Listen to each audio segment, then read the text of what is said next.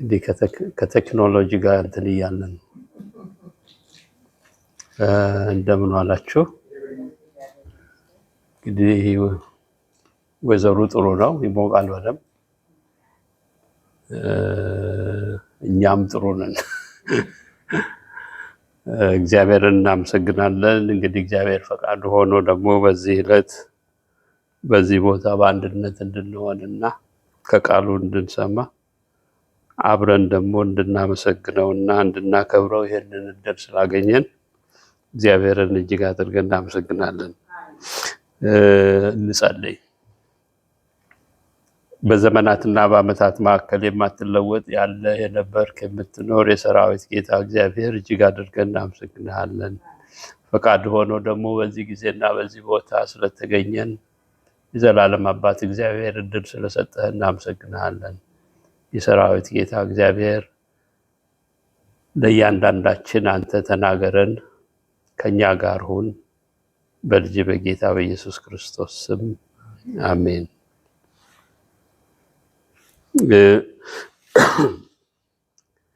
እንግዲህ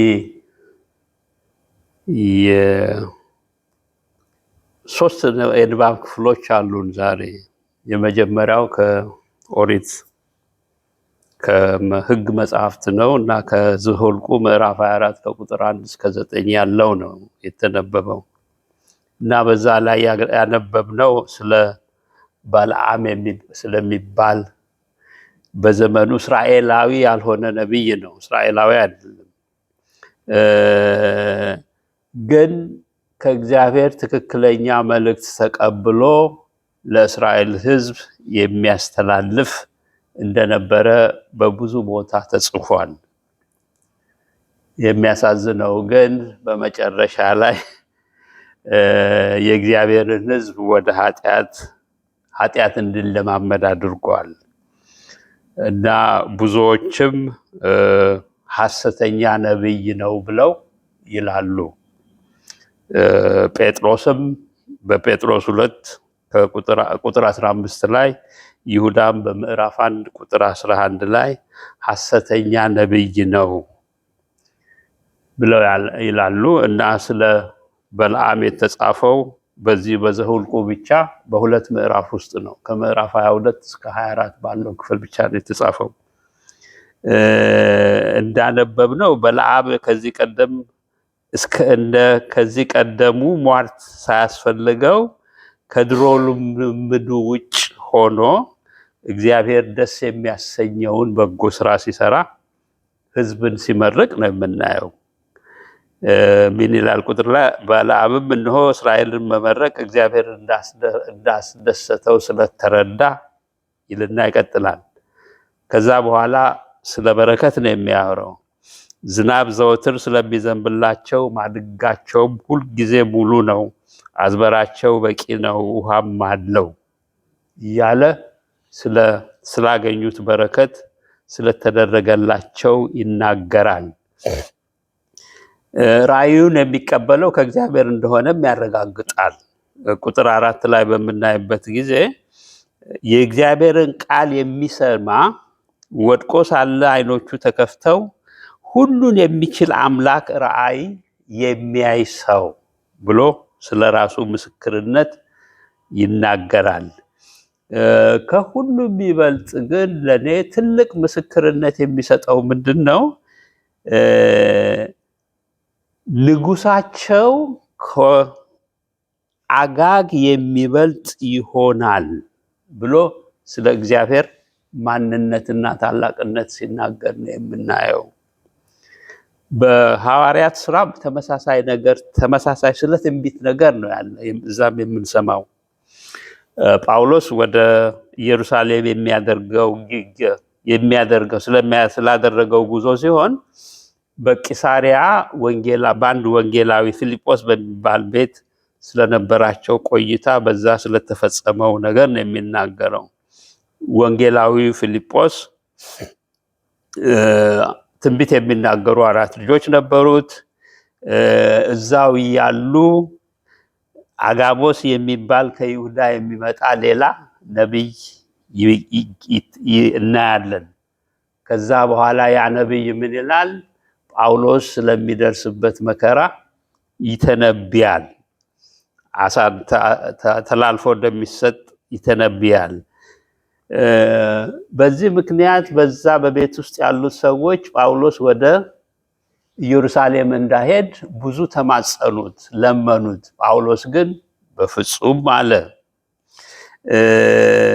በትንቢቱ ምክንያት ነው እንዳይሄድ ያደረጉት። ጳውሎስ ግን ለመታሰር ይቅርና ለመሞት ዝግጁ እንደሆነና የጉዞውን እቅድ እንደማይለውጥ አረጋገጠላቸው።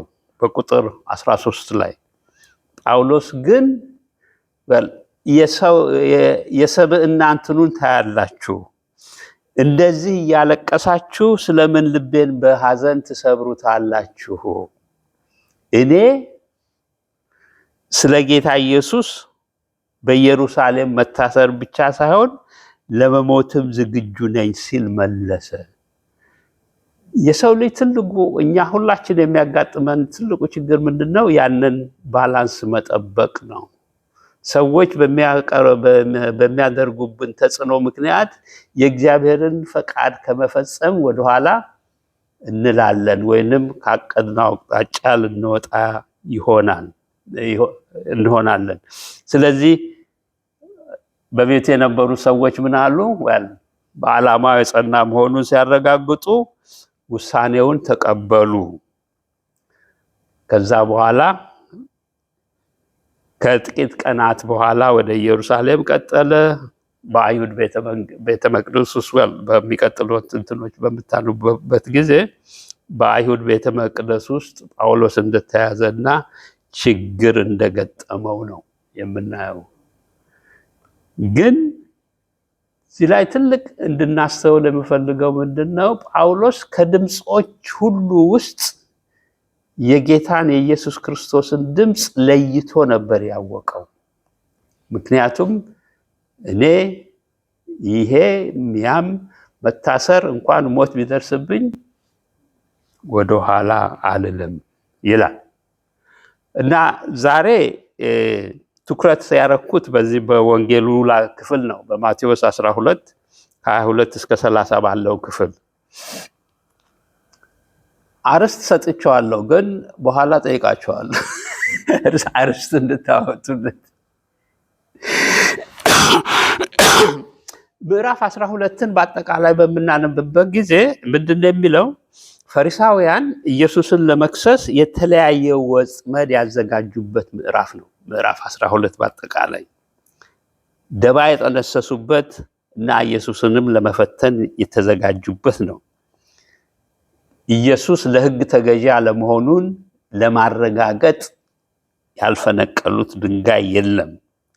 ሰንበትን አያከብርም፣ በሽተኞችን በሰንበት ይፈውሳል እያሉ ለመክሰስ ነው የተዘጋጁት። በማቴዎስ 12:14 ላይ ምን ይላል? ፈሪሳውያን ግን ወጥተው እንዴት አድርገው እንደሚያጠፉ ተማከሩበት ይላል። ደባ ነው። ይህ ደባ ግን ኢየሱስን ከአገልግሎቱ አልገታውም። ቢሆንም ግን ነገሮችን እንደ ሁኔታው ያመቻች ነበረ። ምንድነው ፈረንጆች የሚሉት? ይሄ አቮይድ አነሰሰሪ ኮንፍሮንቴሽን ይባላል።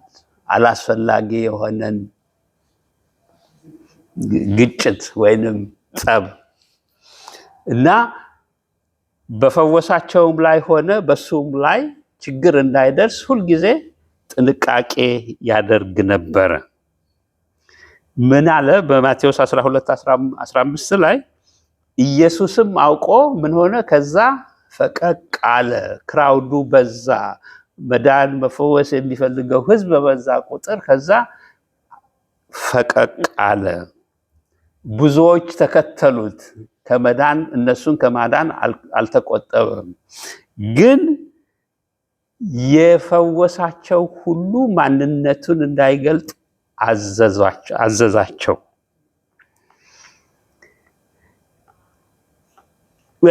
እና ይሄ ነው በአጠቃላይ እንትኑ በምናይበት ጊዜ። ግን ዛሬ ያነበብነው ክፍል ከ21 እስከ 24 ያለው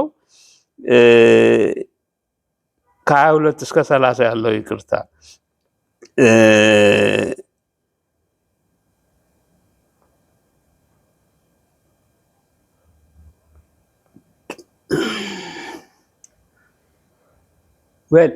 እነዚህ ፈሪሳውያን በአጠቃላይ ኦፍ ኮርስ ሊይዙት ነው የሚፈልጉት። ግን ይሄ የሚፈጸመው ነገር ከሰብአዊ ርህራሄ ውጭ ወጣ ነው። በደንብ አድርገን ብናየው የበጎ ስራ ተቃራኒ የሆነ ነው። አንድ ጋኔን ያደረበትን ሰው የተመለከተ ነው። ቁጥር 22 ላይ ምን ይላል? ከዛም በኋላ ጋኔን ያደረበት እውር ዲዳም ወደ እርሱ አመጡ። እውሩም ዲዳውም እስኪያይ እና እስኪናገር ድረስ ፈወሰው። ወንጀል ነው። ፈሪሳውያን ወደ ኢየሱስ ያመጡት በሽተኛ በጣም የሚያሳዝን ነው። እንግዲህ ይህ ሰው ፈቅዶ ይምጣ ተገዶ ይምጣ የምናውቀው ነገር የለም። ግን እዛ መጥቷል ጌታ ኢየሱስ ጋር። አስገድደው ቢያመጡት አይገርመኝም። ምክንያቱም እነዚህ ሹማምንት ናቸው፣ አላማም አላቸው። ግን አንድ የምናውቀው ነገር ምንድነው? በአጋንንት የተያዘ የማይሰማ የማይናገር የማያይ ስለ ችግሩ ተናግሮ ማስረዳት የማይችል ማን ምን አይነት ሰው እንደሆነ ማን ምን አይነት ሰው እንደሚያናግረው ለይቶ ማወቅ የማይችል ሰው ነበር። ጌታችን ኢየሱስ ክርስቶስ ሁላችሁም እንደምታውቁት በምድር በተመላለሰበት ጊዜ በእርኩስ መንፈስ የተያዙ በሽተኞች ወደ እርሱ እያመጡ ነበር። በማቴዎስ 8 14 17 ላይ፣ ማርቆስ 1 ላይ ከ9 እስከ 34፣ ሉቃስ ላይ ምዕራፍ 4 ላይ ነው። እነዚህ በሽተኞች በእርኩስ መንፈስ የመጡ ሰዎችን ፈውሷል። እነዚህን ሰዎች በመፈወስ ጌታችን ኢየሱስ ክርስቶስ በሰይጣን ላይ ያለውን የበላይነት አረጋግጧል። ይህ ስልጣኑ ከእግዚአብሔር ከአባቱ የተሰጠው እንደሆነ ፈሪሳውያን የሕግ አዋቂዎች መጽሐፍ የሚያውቁ ቢሆንም ዘንግተዋል። እንዳመጡት ሰው አይናቸውም ልቦናቸውም ማስተዋልም የተሳናቸው ይመስላሉ። ጌታችን ኢየሱስ ክርስቶስ በሽተኞችን በሚፈውስበት ጊዜ ስጋዊ በፈውስ ብቻ ሳይሆን ከተያዙበት በሽታ ማዳን ሳይሆን መንፈሳዊ ፈውስም ይሰጣቸው ነበር። የኃጢአት ይቅርታን ያገኛሉ። በማርቆስ 2:5-11 ላይ እንደምናየው የልብ ስብራት መጠገንም ይሆናል። እነዚህ ሰዎች ያስተውሎት ለውጥ ይታያል። በእነዚህ ሰዎች ያቅጣጫ ለውጥም እናያለን። የነበረውን ወይንም ተሸክመው የመጡትን ሲጥሉ እናያለን። የለበሰውን የጣለ ሰው የምታስታውሱታል? ወደ ጌታ ኢየሱስ ክርስቶስ ሊፈወስ መጥቶ የለበሰውን ልብስ ከተፈወሰ በኋላ እሺ፣ ሌላ አይነ ስውሩ በርጠለሜዎስ እሱ ልብሱን አውልቆ ነው የሄደው፣ የተሸከመውን አራገፈ። ማቴዎስ 20:29-34 ማርቆስ ላይ ሙሉ የሆነ ፍጹም መለወጥ ነው። የለበሰውን አወለቀ። ይሄ ሲምቦሊክሊ ልብሱን በምናይበት ጊዜ ብዙ ነገር ይናገራል። በውስጡ ያለውን ገበናውን የሸፈነለትን ነው አውልቆ የጣለው። ከቀድሞው ጋር ግንኙነት ማቋረጡን ነው የሚያሳየው። አስተውላችሁ እንደሆነ የጌታ ኢየሱስ ክርስቶስ ሰዎችን በሽተኞችን በሚፈውስበት ጊዜ በነፃ አይደለም የሚፈውሰው። የሚያስከፍለው ነገር አለ። ምን ያስከፍላል? እሱን መከተል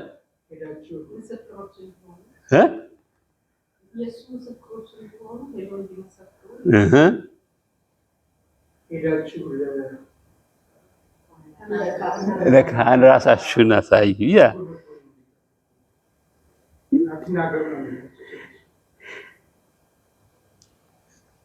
እምነት ያስፈልጋል። በመጀመሪያ ያ የበሽተኛው እምነት ሊሆን ይችላል፣ የቤተሰብ እምነት ሊሆን ይችላል፣ የጓደኛ እምነት ሊሆን ይችላል። ጌታ ኢየሱስ ክርስቶስ እንደሚያድን እንደሚፈውስ በመጀመሪያ ደረጃ ማመን አለባቸው። ያ ሰው ወይንም ያመጡት ሰዎች በማቴዎስ 15:21 እስከ 28 አንድ በጣም ጨቅጫቃ ሴት ነበረች። አንድ ከነዓናዊት ሴት ነበረች። ምንድነው ያላት መጨረሻ ላይ? አንቺ ሴት እምነትሽ አዳነሽ ነው ያላት። ሌላ ጣሪያ ነድለው ያመጡ ሰዎች ነበሩ አይደል? እምነታቸውን የቱን ያክል እንደሆነ ታያላችሁ። ጣሪያ ይሄንን ጣሪያ ነድሎ ወደ ኢየሱስ ማምጣት፣ አልጋ ተሸክሞ መሄድም አለ። ያንን ሰውዬ ካዳነው በኋላ አልጋን ተሸክመህ ሄድ። ስለዚህ እንደዚህ ያለውን ነገር ይከፍላሉ ሰዎች። የድርጊት ልቅሶንም ማቆም አለ። የመበለቲቱ ልጅ ካስነሳት በኋላ ምንድነው ያለው? አታልቅሱ ከእንግዲህ ወዲህ በቃ አለ። ከዚህ በፊት ገብተው ወደማያውቁበት እንዲገቡም ያደርጋቸዋል። አብዛኛዎቹ በሽተኞች ምንድነው የሚያደርጉት? በቤተ መቅደስ በር ላይ ቁጭ ብለው ነው የሚለምኑት። ቤተ መቅደሱ ምን እንደሆነ አያውቁትም።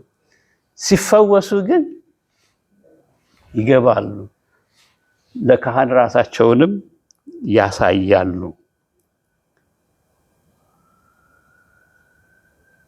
ዝም በሉ ብሎም ይላቸዋል። አንዳንድ ለማንም አትናገሩ ስለተደረገላችሁ። ሁሉም አልተናገሩ። የተናገረ ሰው ነበር የምታስታውሱት? ለምጻሙ ምንድነው ያደረገው? ከነጻ በኋላ አልቻለም። እየጮኸ እየተናገረ ነበር ወደ ቤተ መቅደስ የሄደው። ስለዚህ ጌታችን ኢየሱስ ክርስቶስ በሚፈውሰን ጊዜ እንደዚህ ያሉ ትእዛዛቶችንም ይሰጠናል፣ ከኛም ይጠብቃል። ሌላ ማረጋገጫም ይሰጣል።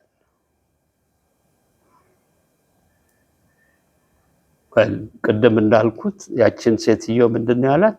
እምነትሽ አዳነሽ ነው። ስለዚህ ያ በጣም መሰረታዊ የሆነ ነገር ነው።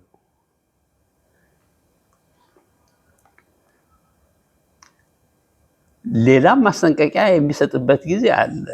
ምን ይላል? የባሰ ነገር ከእንግዲህ አትስራ። የባሰ ነገር እንዳይደርስብህ ዳግም ኃጢአት አትስራ ብሎ ያዛል።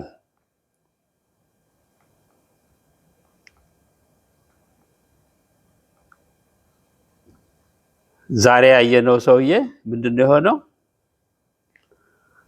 አይኑ በራ፣ አፉም መናገር ቻለ። ከፍቶ ያዳነውንም አመሰገኑ። ኢየሱስ ፈሪሳውያን ያመጡትን ዲዳና ዓይነ ስውር የነበረውን በሽተኛ ፈወሰ። እርሱም ተናገረ፣ አየም። የኢየሱስ ከመቅጽበት በሽተኛው መፈወስ የህዝቡን ትኩረት ሳበ። በህዝቡ መካከል ትልቅ ጥያቄ ማስነሳ። ምን አሉ? ይሄ ማን ነው? የዳዊት ልጅ ነው?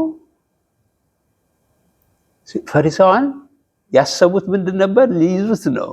ህዝቡ ግን ጥርጣሬ ያጫረባቸው። እናንተ እኮ የምትሰሩት ስራ ትክክል አይደለም ነው የሚሉት በተዘዋዋሪ መንገድ በምናይበት ጊዜ። ግን የፈሪሳውያን አመለካከት ደግሞ ከህዝቡ የተለየ ነበረ። ምንድነው ያሉት ፈሪሳውያኑ? የነሱ ዓላማ በሽተኛው ስለመዳኑ አይደለም። የነሱ ዓላማ በስልጣናቸው ላይ ለመቆየትና ማዕረጋቸውን እንዲያዙ ተቆናጦ ለመቆየት ነው። ስለሌሎች ደንታ የላቸውም። በጎ ተግባርን እየተቃወሙ ነው ያሉት። ስለዚህ ምን አሉ? በርኩስ መንፈስ የተያዘው ሰው መዳኑን ሰምተው ይህ በብኤል ዘቡል በአጋንንት አለቃ ካልሆነ በስተቀር አጋንንትን አያወጣም አሉ። ግን ኢየሱስ አስተሳሰባቸውንና ዓላማቸውን ልባቸውን የሚያውቅ ስለነበረ ምን አላቸው? ሰይጣን በሰይጣን አይወጣም። ማንም ቢሆን ተቀናቃኙን እንጂ የገዛ መንግስቱን አያጠፋም። ሰይጣን ራሱ ሰይጣን ካወጣ እየተቃረነ ነው ማለት ነው። መንግስቱን እያፈረሰ ነው ማለት ነው። ተከታዮቹንም ሊያጣ ነው ማለት ነው። ስለዚህ ትልቅ የሆነ ይሄ ፈረንጆች ሎጂካል የሚሉት ክርክር እያቀረበላቸውና እናንተ የምትሉት ከእውነቱ ጋር የሚሄድ አይደለም ብሎ ሲከራከራቸው እናያለን። ስለዚህ ፈሪሳውያን እሱን ሊያጠምዱ ያዘጋጁት ወጥመድ ማን ገባበት? ራሳቸው እየገቡበት ነው ያሉት። ምክንያቱም በአይሁድ ባህል የአይሁድ እምነት ተከታዮች ሰዎች በርኩስ መንፈስ እንደሚያዙ ያምናሉ። ከእርኩስ መንፈስን ወይንም አጋንንትን የሚያስወጡ ከህብረተሰቡ በተለይም ደግሞ ከፈሪሳውያን መካከል የተመረጡ የተለዩ ባለሙያዎች አሉ። በሽተኛውን ለማዳን ደግሞ የሚጠቀሙበት የሚከተሉበት መንፈሳዊ ስርዓትም አለ። መንፈሳዊ ስርዓት ኮት ኤንድ ኮት። ስለዚህ ይሄንን ተግባር የሚፈጽሙት ማን ናቸው? እነዚህ ኢየሱስን እየከሰሱ ያሉት የፈሪሳውያን ጓደኞች ናቸው። እናንተ ካስወጣሁ ምንድነው የሚለው? እኔ ሰይጣንን ተጠቅሜ አጋንንትን ካስወጣሁ እናንተ ሰይጣንን ተጠቅማችሁ ነው የምታስወጡት እያላቸው ነው።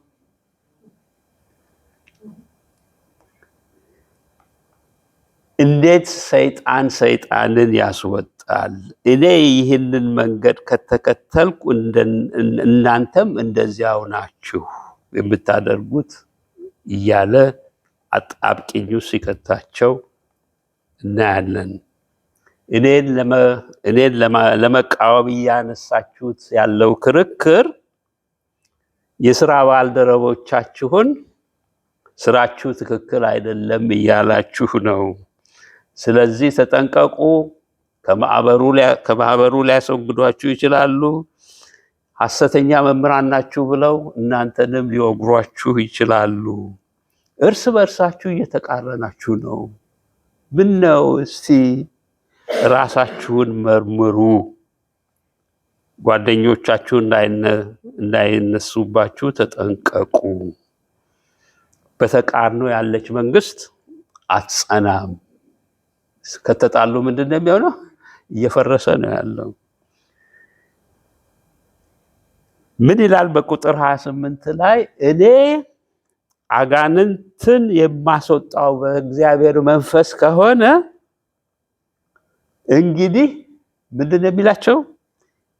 የእግዚአብሔር መንግስት በእናንተ ላይ መጥታለች ማለት ነው እያስጠነቀቃቸው ነው። በእኔ እያመናችሁ ነው ማለቱ ነው። እንኳን ደህና መጣችሁ እያለ እያስተናገዳቸው ነው። ምክንያቱም በእግዚአብሔር የአንድ ሰው መመለስ በእግዚአብሔር ቤት ታላቅ ደስታን ይፈጥራልና።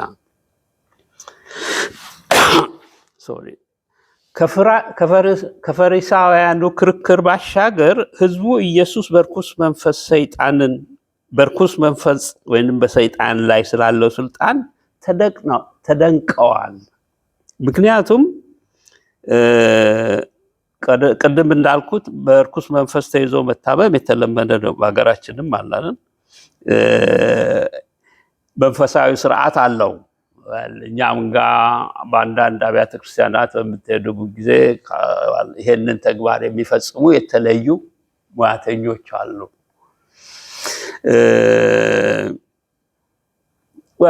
የሚጠቀሙበት ስርዓት ረጅም ነው፣ ጊዜ የሚፈጅ ነው። ጌታ ኢየሱስ ክርስቶስ ግን ምንድነው ያደረገው? ይህንን ሰውዬ ከመቅጽበት ነው ያዳነው። ካፉ በወጣው ቃል ነው የዳነው። ህዝቡ ሁሉ ተገረሙና እንጃ ይህ ሰው የዳዊት ልጅ ይሆን አሉ። ምናልባትም እስካሁን ፈሪሳውያን በሚከተሉትና በሚፈጽሙት ነገር እያጉረመረሙ ይሆን ብዬ ራሴን ጠይቃለሁ። ምናልባት አንዳንዶቹም እዛ ከተሰበሰበው ህዝብ መካከል ይሄ ሰውዬ ከመሄዱ በፊት እኔም የኔ የሆነውን የታመመውን ሰውዬ ላምጣ ብለው ይሆን? መቼ ይመለስ ይሆን ብለው ጠይቁ ይሆን? ምክንያቱም በጣም ያስገረማቸውና ያስደመማቸው ኢየሱስ ለፈሪሳውያን ላቀረቡለት የሰጠው መልስ ቀጥተኛ፣ ግልጽ ነበር። እናንተ እንደምታስቡት ሳይሆን ርኩሳት መናፍስትን አጋንስትን የማስወጣው ከአባቴ በተሰጠኝ ጸጋና በመንፈስ ቅዱስ ምሪት ነው በማለት አረጋግጦላቸዋል። ጌታችን ኢየሱስ ክርስቶስ ሁላችሁም እንደምታውቁት ከሰይጣን ጋር ብዙ ጊዜ ይዋጋል። የምታስታውሱት አለ የተዋጋበት መድረክ፣ የተዋወደበት ሜዳ በምድረ በዳ 40 ቀንና 40 ሌሊት እንትን ብሏል።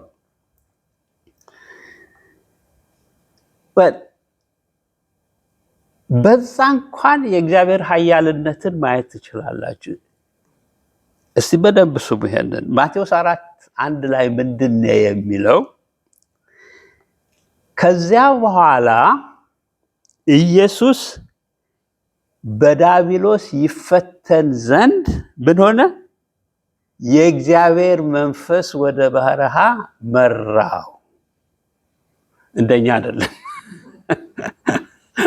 እኛ ጋር ሲመጣ እንግዲህ እኛ የምንጋብዘው ይሆናል። ይሄን ግን ጌታችን ኢየሱስ ክርስቶስ ወደዛ በሚሄድበት ጊዜ ምንድነው የሆነው? የእግዚአብሔር መንፈስ ነው ወደ በረሃ ወሰደው።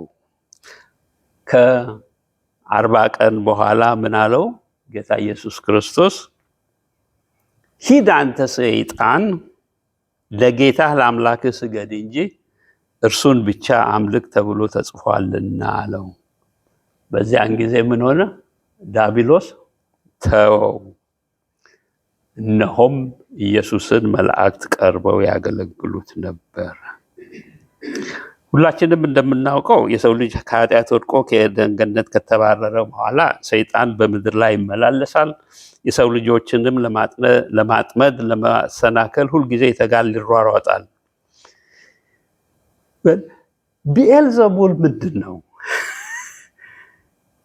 ይሄንን እንትን ስለሱ ነገር ምንድን ነው ቢኤልዘቡል?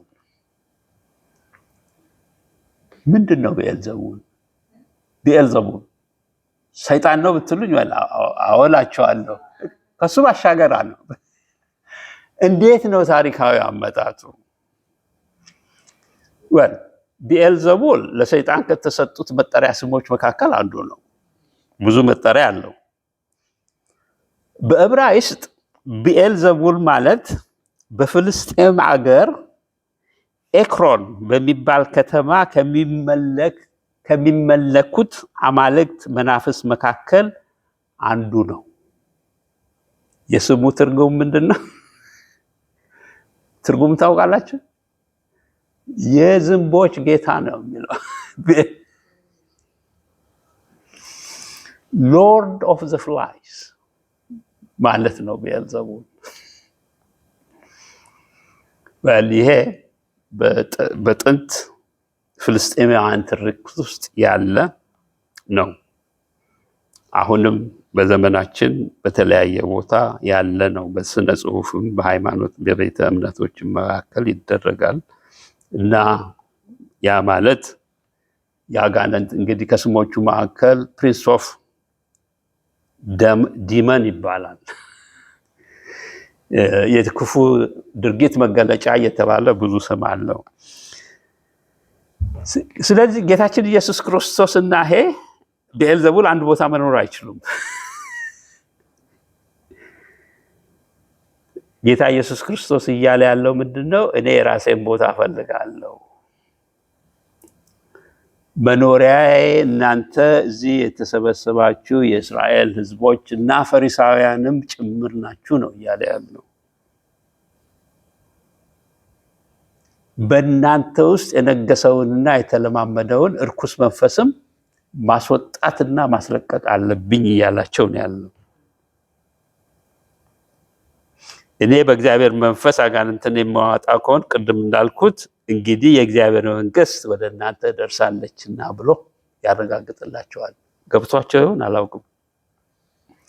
እና ከዛ በኋላ የዚህ ኃይለኛ አንድ ሰው ሌላው ቤት ለመሄድ ከፈለገ የቤቱን አባወራ ወይንም ኃይለኛ ሰው መያዝ እንዳለበት ነው የሚናገረው። እንደ እግዚአብሔር ቤተሰብ እኛም እንድንመርጥ የምንጠየቀውና ሚናችንን እንድንለይ የሚያስፈልገው ለዚህ ነው። ኢየሱስን ወይንም ዓለምን። ሰይጣን መታሰር አለበት፣ መወገድ አለበት። ጨለማና ብርሃን በአንድ ቦታ በእኛ ውስጥ ሊኖር አይገባውምና ቅድም እንዳልኩት ሰይጣን በመካከላችሁ ስላለ እያሰርኩት ነው ያለው። ሕዝቤ እናንተ ነፃ መውጣት አለባችሁ ነው እያለው። እዚህ በመካከላችሁ የተገኘሁት እናንተን ነፃ ለማውጣት ነው። ለፖለቲካ ነፃነት አይደለም፣ ከሰይጣን እስራት ነፃ ለማውጣት ነው። የኔ ስልጣን ከሰይጣን ጋር አይወዳደርም በማለት ነው እየነገራቸው ያለው። እና ይሄ ደግሞ ከአባቴ የተሰጠኝ አገልግሎት እንጂ ከሌላ ያገኘሁት እናንተ እንደምትሉት አይደለም። ለኔ አባቴን ከዚህ የተሻለ አባቴን ደስ የሚያሰኘው አገልግሎት የለም እያለ ለሕዝቡም ለፈሪሳውያንም እያስተማረ እየነገራቸው እያረጋገጠላቸው ነው። ከኔ ጋር በመሆን ራሳችሁን ታደጉ፣ ሌሎችንም ለሌሎች እንቅፋት አትሆኑ በማለት ይመክራቸዋል። እና ከዛ በኋላ በዛሬ በቁጥር 31 ላይ በምታዩበት ጊዜ መንፈስ ቅዱስን መስደብ የቱን ያክል ይቅር የማይባል ኃጢአት እንደሆነ ይነግራቸዋል። እስቲ ራሳችንን እንይ። አሁን ጌታችን ኢየሱስ ክርስቶስ ያደረገውንና እኛን እንይ። በአደባባይ ሊያዋርደን ሊያሳንሰን የመጣን ሰው እንዴት እናስተናግደዋለን? በበቀል፣ በፍቅር? እግዚአብሔር ይርዳን። ምክንያቱም አሁን በዓለማችን የምናየው አንዳንድ ነገር ሰዎች የሃይማኖት መሪዎች ሳይቀሩ በወታደር እየተጠበቁ ነው የሚሄዱት። ስለዚህ ወታደሩ ዓላማው ምንድን ነው? በቀል ነው? ፍቅር ነው? ወታደር ፍቅር አያውቅም። ግዳጅ ነው፣ ግዳጅ አለው ማስፈጸም የሚገባው። ስለዚህ እግዚአብሔር ይርዳን። በጣም ከባድ ነገር ነው። ሳጠቃልል ምን ይላል? ምን ለማለት ፈልጋለሁ? በመጨረሻ የሰው ልጅ በጣም ያሳዝናል። የሰው ልጆች ስንባል ራሳችንን እንወዳለን። ዛሬ ባነበብነው ክፍል ፈሪሳውያን የራሳቸውን ክብር ነው ለማስጠበቅ ሲሉ ያንን ክርክር ያቀረቡት። ክርክሩ ግራ የሚያጋባና በተቃርኖ የተሞላ ነው። ለአንድ አይነት አውድ ይሄ ሰውዬ ነው የዳነው አይደል? የተለያየ ትርጉም ነው የተሰጠው አይደል? ታሪኩ ምንድነው? አንድ ሰው በርኩስ መንፈስ የተያዘ ተፈወሰ። ኢየሱስ ስለፈወሰው ምን ሆነ? ተናገረ፣ ሰማ። በህዝቡና በፈሪሳውያን መካከል ያለው አመለካከት የተለያየ ነበር። ህዝቡ ይሄ ማን ነው? የእግዚአብሔር ልጅ የዳዊት ልጅ ነው የሚል ጥያቄ ያጣረው። ፈሪሳውያን ደግሞ ምንድን ያሉት? በቤልዘቡል ነው ያዳነው ብለው ያሉት። ስለዚህ አመለካከታችን፣ አነጋገራችን ማንነታችንን ይገልጻል። ስለዚህም ነው ከዓለም የተለየን መሆናችንን በተግባርም በኑሮም በንግግርም ማሳየትና መግለጽ ማስከበር እንዳለብን ጳውሎስ በግልጽ ተናግሯል። ሮሜ 10:9-11 ላይ ምን ይላል? ኢየሱስ ጌታ እንደሆነ በአፍህ ብትመሰክር እግዚአብሔር ከሙታን እንዳስነሳው በልብህ ብታምንም ምን ትሆናለህ? ትድናለህ ነው የሚለው። ሰው በልቡ አምኖ ይጸድቃልና በአፉ መስክሮ ይድናልና። እናንተ ምንድነው የሚለው? የዓለም ብርሃን ናችሁ ተብለናል። ዮሐንስ ደግሞ ምን ይላል? በ13:35 ላይ እርስ በርሳችሁ ፍቅር ቢኖራችሁ ደቀ መዛሙርቴ እንደሆናችሁ ሰዎች ሁሉ በዚህ ያውቃሉ ይላል። ስለዚህ ኑሯችን፣ አነጋገራችን፣ ማንነታችን ይገልጻል። በዚህ በሽተኛ መዳን ጌታችን ኢየሱስ ክርስቶስ ትልቅ እንትን ያደረገው አይደለም? የአይሁድን መሰረተ እምነት ነው እየተቃረነ ያለው። ሁላችሁም እንደምታውቁት አይሁዳውያን ስለ ጌታችን ኢየሱስ ክርስቶስ ያላቸው አመለካከትና እምነት የተለየ ነው ከኛ። የኢየሱስን ትምህርት ያደንቃሉ፣ አዋቂ እንደሆነም ያምናሉ። ግን የእግዚአብሔር ልጅ መሆኑን አያምኑ። በነቢያት የተነገረውንና በመጽሐፍ የተጻፈውን አያሟላም ብለው ይላሉ። ስለዚህ መሲህ ገና እንደሚመጣ፣ ከመካከላቸው ገና እንደሚወለድ ያምናሉ። በርኩስ መንፈስ የተያዘው ሰው ከጌታ ኢየሱስ ክርስቶስ በወጣ ቃል ከመቅጽበት መፈወስ በህዝቡ መካከል ምንድን ያነሳው? ጥያቄን ያስነሳው። የዳዊት ልጅ ይሆን ብለዋሉ። ጌታችን ኢየሱስ ክርስቶስ ደግሞ በዚህ በሆነው ነገር ላይ የበላይነቱን ያረጋገጠበት ወቅት ነበር። ኢየሱስም 25 ላይ ኢየሱስም ሐሳባቸውን አውቆ እንዲህ አላቸው፣ አንድ መንግስት ተከፋፍሎ እርስ በርሱ የሚጋጭ ከሆነ ያ መንግስት ይወድቃል። እንዲሁም አንድ ከተማ ወይንም አንድ ቤተሰብ እርስ በርሱ ከተለያየ ጸንቶ መኖር አይችልም ይላል። እንደ እግዚአብሔር ቤተሰብስ እኛ ራሳችንን እንዴት እናየዋለን?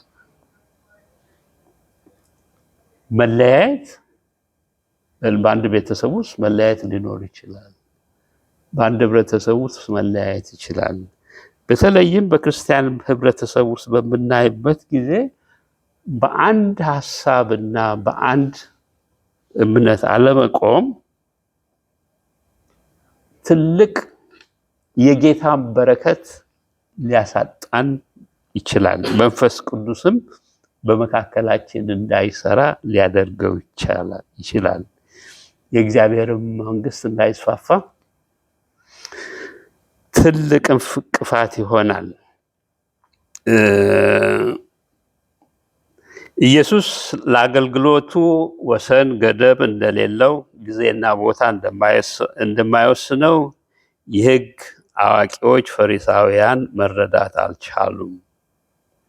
ዮሐንስ ምዕራፍ 5 ቁጥር 17 ላይ ምን ይላል?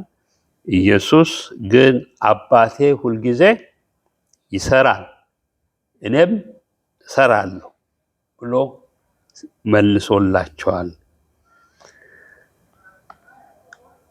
ቅድም እንዳልኩት ይሄ ሰውዬ በምን አይነት ሁኔታ እንደመጣ አላውቅም። ተገዶ ነው? ፈቅዶ ነው? እግዚአብሔር አልተጻፈምና ስለዚህ ብዙ ቦታ ለማንበብ ሪፈር ለማድረግ ሞክሬ ነበር፣ አላገኘውም። እንግዲህ ምናልባት ወደፊት ግን አንድ እውነት እናውቃለን። ማንኛችንም ቢሆን ልክ እንደዚህ እንደ ዲዳው እንደ በርኩስ መንፈስ እንደተያዘው ሰው ወደ እግዚአብሔር ከመጣን እንደመጣን አንመለስም። ተለውጠን ነው የምንመለሰው። ተለውጠን የምንመለሰው በስጋች ካለው ደዌ እንፈወሳለን፣ ህይወታችንም ደግሞ ይፈወሳል። እኔና እናንተ የሚያስፈልገን የሚገባን ምንድነው? ሞት ነው። ግን ጌታ ኢየሱስ ክርስቶስ የሚገባንን አይደለም የሚያስፈልገንን የሰጠን ህይወትን፣ ከሞት ወደ ዘላለም ህይወት መሻገርን። ለምን? እሱ ፍቅር ስለሆነ፣ መባረክ መፈወስ ባህሪው ስለሆነ ነው። ለዚህም ነው ምንድነው ያለው ጌታችን ኢየሱስ ክርስቶስ? ለምኑ ይሰጣችኋል፣ ፈልጉ ታገኛላችሁ፣ በር አንኳኩ ይከፈትላችኋል። እዛ ላይ አይቆምም። የሚለምን ሁሉ ምን ያደርጋል? ይቀበላል። የሚፈልግም ያገኛል፣ በር ለሚያንኳኳም ይከፈትለታል። ስለዚህ እኛ ወደ ኢየሱስ ከቀረብን ባዶ እጃችንን አንመጣም። ለራሳችን ብቻ ሳይሆን ለሌሎችም በረከት መሆን እንችላለን። ዮሐንስ ምን ይላል? በምዕራፍ 14:12 ላይ እውነት እውነት እላችኋለሁ በእኔ የሚያምን እኔ የምሰራውን ስራ ይሰራል፣ እንዲያውም ከዛ የበለጠ ይሰራል። ምክንያቱም እኔ ወደ አብ እሄዳለሁና ነው የሚላቸው። ስለዚህ እግዚአብሔር ይርዳን። እንጸልይ። የዘላለም አባት እግዚአብሔር ሆይ ማንነታችንን እንድናይ እንድንመረምር የቆምንበትን የምንሄድበትን አቅጣጫ የሰራዊት ጌታ እግዚአብሔር በቃል መሰረት እንድንመረምርና ራሳችንን ያለንበትን ቦታ እንድናውቅ ይህንን እድል ስለሰጠን እጅግ አድርገን እናመሰግናለን።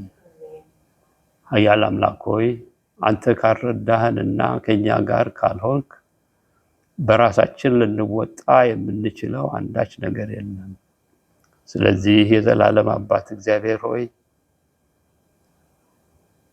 አንተ ምራን፣ እኛም እንከተላለን። አስተካክለን እንስተካከላለን። ተናገር፣ እንሰማለን። በልጅ በጌታ በኢየሱስ ክርስቶስ ስም አሜን።